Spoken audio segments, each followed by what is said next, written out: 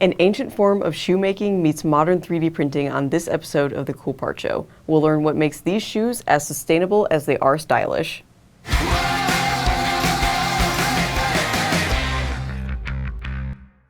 The Cool Parts Show is brought to you by Carpenter Additive. When it comes to managing metal powder, there is no one-size-fits-all approach. Stick around after the episode to learn more.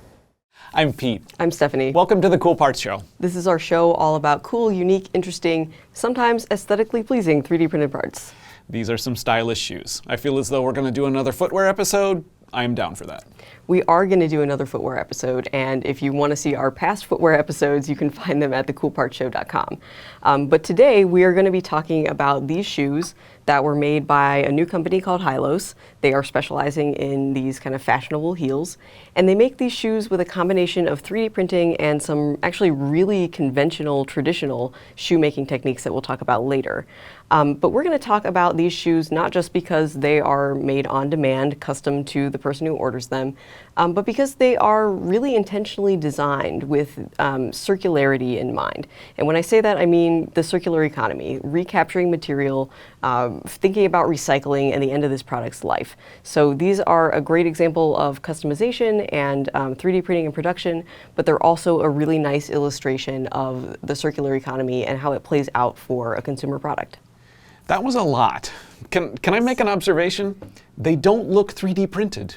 They don't, and that's something I really like about these shoes. So the 3D printed part is this bottom portion, the platform. This is 3D printed TPU, and then they hydro dip it, which is where you get this wood grain from. The shoe itself is only a couple of materials. So there's that 3D printed platform, and then these leather pieces that form the upper, and maybe a couple of fasteners, and that's really it. It's a pretty simple construction all put together.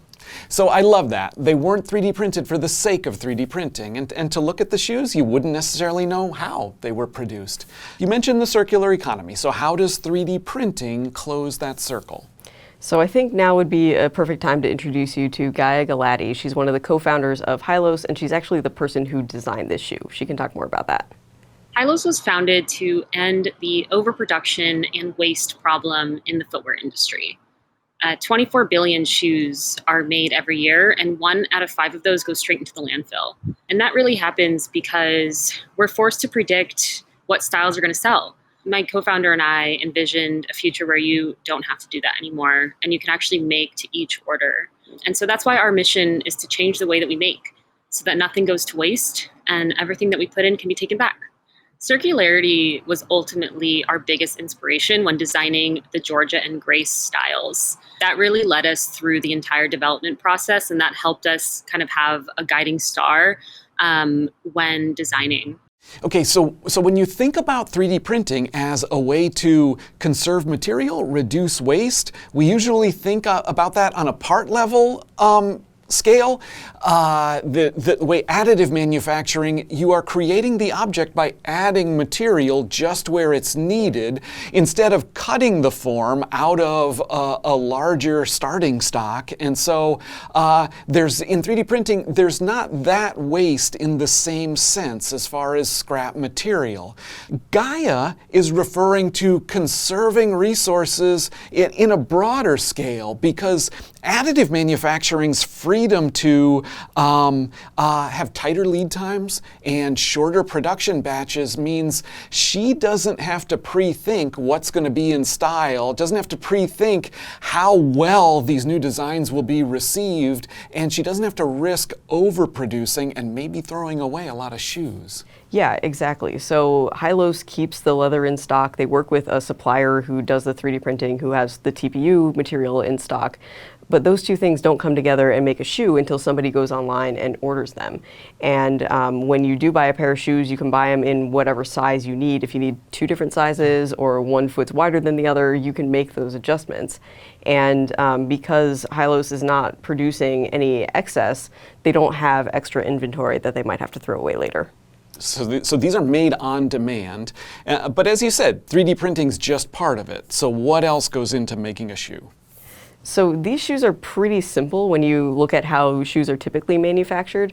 So just the sole alone, typically you'd have the outsole, the midsole, the insole, all these different layers of like rubber and fabric and foam that are getting glued together usually. And so you end up with a lot of fasteners, there's a lot of assembly that's going on. What Hilos has done is consolidate that whole outsole, midsole, insole into just this one 3D printed platform. And so inside of here, there's a lattice structure that takes the place of that foam, and then everything is just consolidated into this one piece. And so all they need to do is join these two pieces together. And so the technique that they use is actually a really interesting technique called string lasting. I'll let Gaia explain what that is. String lasting is an ancient form of shoemaking where you essentially attach a leather upper to a insole using string, and then you glue that insole and leather upper to an outsole. We were really inspired by this assembly mechanism because we saw a way to do it without using glues, using geometries within CAD work and within like additive manufacturing. And so we kind of reimagined it and created those same channels that you use in string lasting within the platform that we use for our shoes. And so instead of gluing and layering those pieces together, we are able to slot the leather in to place within the platform using a cable, which then allows us to easily disassemble the shoe and recycle each piece. Okay, so the string lasting is important for the shoe's disassembly, a replacement for glue. If you really want circular production, if you're serious and deliberate about reclaiming material at the end of the product's life, reusing the material, then your engineering of the product has to pre-think disassembly. Disassembly, yeah, exactly. So when somebody is done with their pair of Hilos, they actually can mail them right back. They come with a return shipping label. And what the company can then do is, if you look at the bottom of the shoe, there's this little hole here with the cable inside, which is visible. And so all they have to do is cut that cable. That releases the string lasting mechanism. You separate the leather and the TPU, and both can go into different recycling streams. So the leather gets ground up, it gets turned into these sheets of recycled leather that you can use for furniture upholstery and other things like that. The TPU gets ground up and turned into injection molding pellets.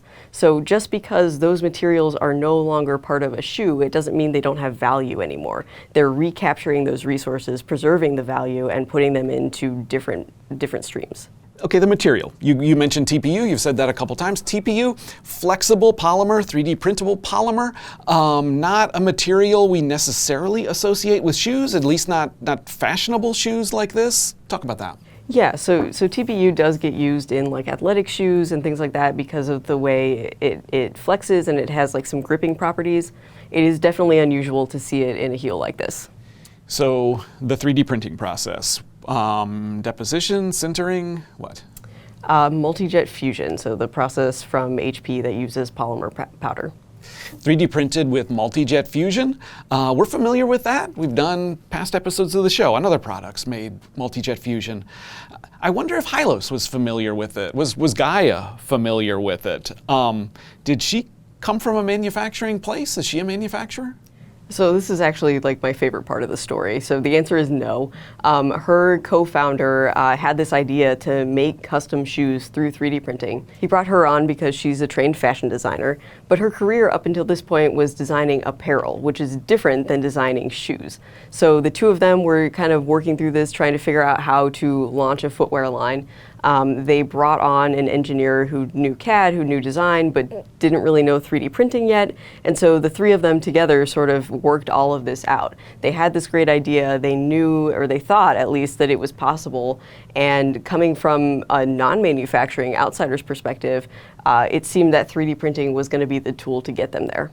So they knew what they wanted to make, and they had this vision for how they wanted to make it, particularly including reclaiming the product at the end of its life. They knew that 3D printing was a means to that end, but I guess that's all they knew. Where are they now? Are they manufacturers now? Are they going to be doing their own manufacturing? Right, so they're doing manufacturing in the sense that they're assembling the shoes in-house right now. They have a supplier that's doing the 3D printing, but they are currently working on opening the Center of Excellence for Circular Footwear, which is going to be a facility where they do their own manufacturing, but it's also going to be a space to collaborate with other footwear companies and other types of companies in general to help them make the same leap. So the two main things to know about the Center of Excellence for Circular Footwear are that it's going to allow us to co-develop, to have a place for our partners and other brands to collaborate and to meet and really scale what we're doing and showcase to the industry what can be done in circular footwear and additive manufacturing. And then the second thing is to co-promote and really bring awareness to the industry and to the world of this new process. And like I said earlier, to really prove that you can make footwear without overproducing and without wasting.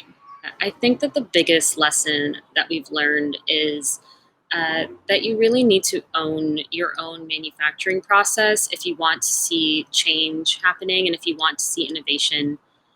It's really important to own that piece. You know, we learned early on that the industry is truly steeped in tradition, and for us to bring our vision to life, we needed to invent it ourselves. And so it's been really important for us to be leaders in this space and to really prove to the industry and the world that there is a way to make shoes that doesn't overproduce and doesn't waste. And it can look good, be aesthetically pleasing, be commercial, and sustainably and ethically produced. All right, so they're preparing to become their own manufacturer. They're preparing to help other footwear makers produce this way. So what's next for Hilos? So you noticed right away that these shoes don't look 3D printed, and that's actually really intentional. Gaia thought it was important for this very first product to be something that looks really accessible, something that you could picture yourself wearing or a friend wearing, but that's not going to be the case forever. I think Hilos and some other consumer-facing companies that are using 3D printing have realized that 3D printing allows you to make these really crazy, chaotic looking designs, and that's not necessarily super appealing to a customer right off the bat. I think people are going to need time to kind of get used to the idea of 3D printing. And so for Hilos, right now they're really just focused on the customization and the comfort of these shoes, because that's going to let them acquire customers and in the future allow them to do those crazy innovative designs, because people will be sort of used to the idea. Yeah, so 3D printing can do weird, but it doesn't have to do weird. And with some products, the right starting point is to let 3D printing produce the product you expect, use that as the foundation, the platform, to begin elaborating from there, exploring more of the design possibilities that 3D printing brings. Yeah, start with the product that you expect. And I think that is sort of the idea behind the way that this shoe looks. But I will say it is a different shoe in the way that it fits and the way that it feels. So I am not a person who wears heels a lot or really at all. But when I got these shoes, I pulled them out of the box and I tried them on. And right out of the box, they feel sort of heavy and like you might think that they would be sort of clunky on your feet. But actually the way they're designed and the result of that TPU material just makes them really stable and really comfortable. So if Hilos' goal is to get into the marketplace with a shoe that is functional and comfortable as a way to getting to those more innovative designs, coming from a total heel skeptic, yeah, I think they're succeeding. All right, let me try to wrap this up.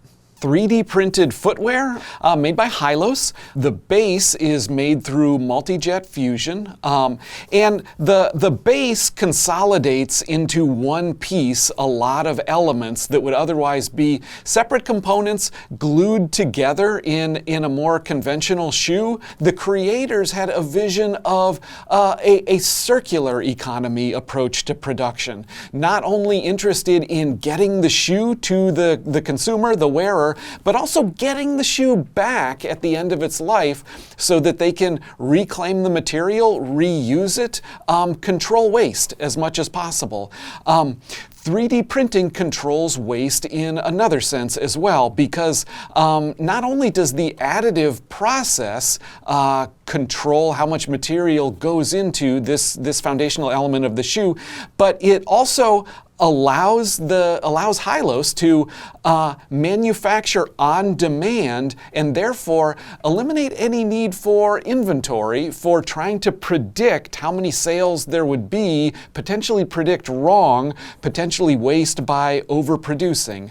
And again, the shoes were made with a circular economy mode of production in mind, and that aim drove design from the beginning. It drove the choice of 3D printing, but it drove other design choices too, including the way that this leather upper is assembled. It is held on using string lasting, using a very old method of assembling shoes, but that choice allows for easy disassembly. When the wearer is done with these shoes and uses the mailing label that came with them to return the shoes to Hilos, they can be taken apart, and all of these different components of the shoe can be reclaimed, reused. Yeah, I think that covers it. That was a lot. That was a lot. There's a lot to say. Stephanie, you've written about Hilos. You've written about these shoes that they've designed. Where can people find your article? You can find the article at additivemanufacturing.media. Just search for Hilos. Stephanie has actually done a lot of writing and reporting about the intersection between additive manufacturing and the circular economy. So in the show's description, we'll include links to lots of stuff. All right, if you like the show, we hope you'll subscribe, leave us a like, leave us a comment. If you have a cool part you'd like to see featured, email us at coolparts@additivemanufacturing.media. Thanks for watching. This episode's brought to you by Carpenter Additive. We're past the point of not knowing how to qualify metal 3D printed parts. We know, it's just that different end users of those parts have different qualification requirements. Additive manufacturing service providers have to navigate that, and Carpenter Additive has to think about that in tailoring powder management solutions. Our customers typically will have, if they are a service provider, they will have a series of end user customers who may be, say, OEMs in the aerospace world. And each of them has a fairly large team of engineers who've been doing this for decades or more and have developed all these standards, regulations, paperwork. So it is certainly a challenge to thread the needle between all of these different requirements. We start really high level, we walk on the shop floor, we ask them about, okay, source to sink, how do you bring in the materials, goods in, send that material to each of the systems, and then what we're really interested in is how do they reuse that material. So what we do is called a value stream map. Pretty often that leads to a series of things that were either overlooked or hadn't really boiled up to the surface yet in terms of things that are potential risks or potential challenges or inefficiencies that exist. A lot of the customers we work with, especially in the more regulated industries such as space or medical or aerospace, have already been through those early learning stages. They've put 5+ years into this. They've done the product design and the design for additive manufacturing. And now they're starting to reach some of the more finicky problems that you get when you're at the scale of maybe 5-10 machines. You're running different materials simultaneously, you're doing different programs. We get to take the best from the medical field and the aerospace field. We understand the specifications and the standards that exist in each of those fields, and we can sort of take the best elements of those and customize that to our customers.